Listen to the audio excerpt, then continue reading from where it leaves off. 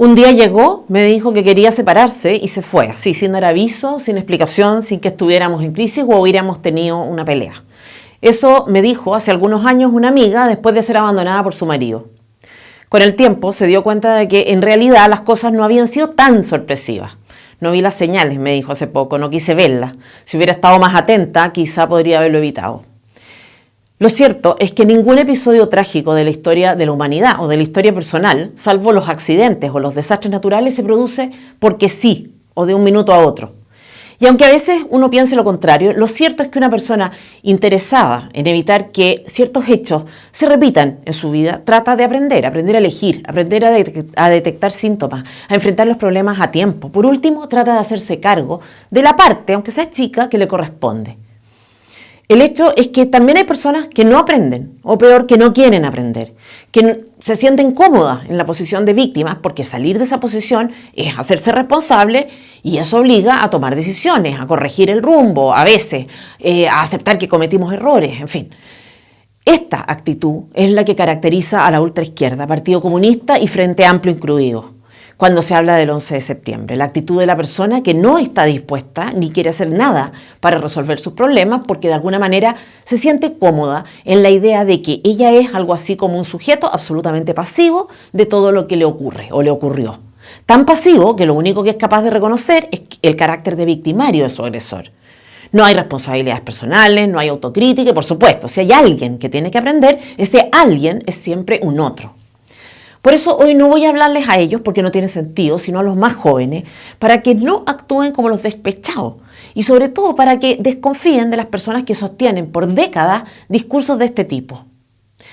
Salvador Allende llegó al poder con el apoyo de la democracia cristiana. Sin ese apoyo no habría sido presidente. Pero ese partido no le dio un cheque en blanco a Allende, sino que estuvo condicionado a la firma de un estatuto de garantías democráticas. Esto puede sonar raro. ¿Qué sentido tenía pedirle esto a Allende? ¿Por qué exigirle un compromiso especial de respeto a la democracia a una persona que, como dicen hoy algunos, era un demócrata de tomo y lomo? En las últimas décadas no ha habido nada parecido. O sea, ni Bachelet, ni Piñera, ni Frei, ni Lagos tuvieron que asegurar expresamente que no se convertirían en dictadores. ¿Por qué entonces a Allende se le pidió ser tan explícito en este sentido? Y es muy simple, Salvador Allende era socialista y el Partido Socialista de entonces era el que, por ejemplo, había consignado muy poco antes de la elección en sus congresos de Linares y de Chillán que descartaban como estrategia para llegar al poder la vía electoral, que la violencia revolucionaria era inevitable y legítima, que las formas pacíficas y legales no conducían al poder. O sea, más todavía, siendo senador, Salvador Allende había apoyado en varios sus discursos al MIR, al primer grupo en instalar la violencia guerrillera de esa época. En fin, la democracia cristiana apoyó a Allende, pero sabía que había que tener cuidado.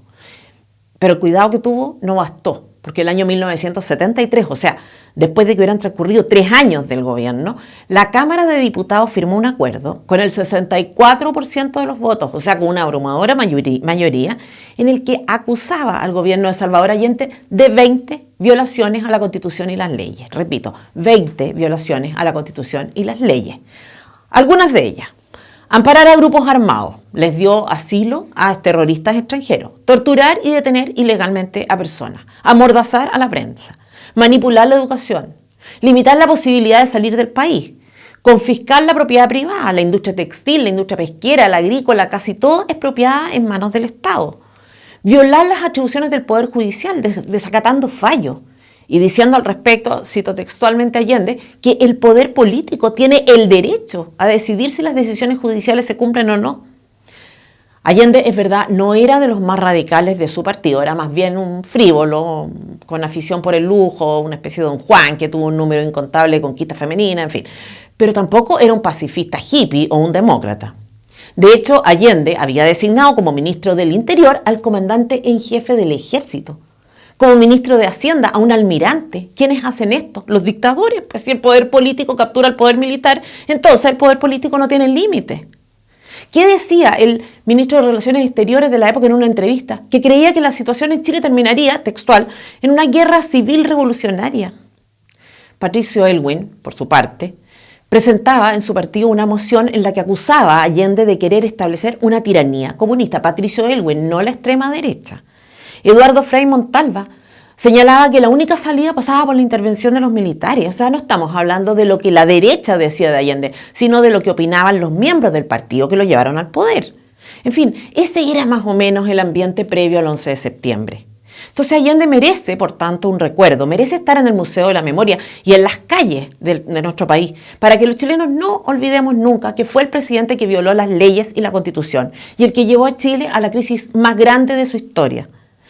La democracia cristiana sacó lección, asumió la responsabilidad. Muchos socialistas también. Lagos no quiso, por ejemplo, volver a asociarse con el Partido Comunista y la única que reincidió en el error fue Michelle Bachelet. Como sea, uno podrá tener opiniones distintas sobre el golpe del día 11 y sobre el gobierno militar, pero uno no puede inventarse hechos, tener una historia propia de los acontecimientos. Nadie puede llamar demócrata a Allende. Nadie puede negar que estuvo dispuesto, y de hecho lo hizo, de nuevo, a violar la Constitución y las leyes. Nadie puede desconocer que la iniciativa de la violencia la tuvo la izquierda. Y hay dos cosas además que podemos, entre comillas, celebrar un día como hoy. Nos libramos de caer en manos de una dictadura comunista como la cubana y la venezolana. Nadie, salvo los comunistas, querían ni quieren eso para Chile. Un día como hoy recordamos que el freno a esa dictadura lo puso el ejército, pero respondiendo a una exigencia, a una demanda que no tuvo su origen ni en el ejército, ni en la clase alta, ni en la derecha chilena, sino en las mujeres de este país y en la clase media representada por los camioneros. Es importante que el 11 de septiembre lo recordemos desde la historia y no desde la memoria selectiva de algunas personas interesadas en rescatar o tergiversar solo una parte de los hechos.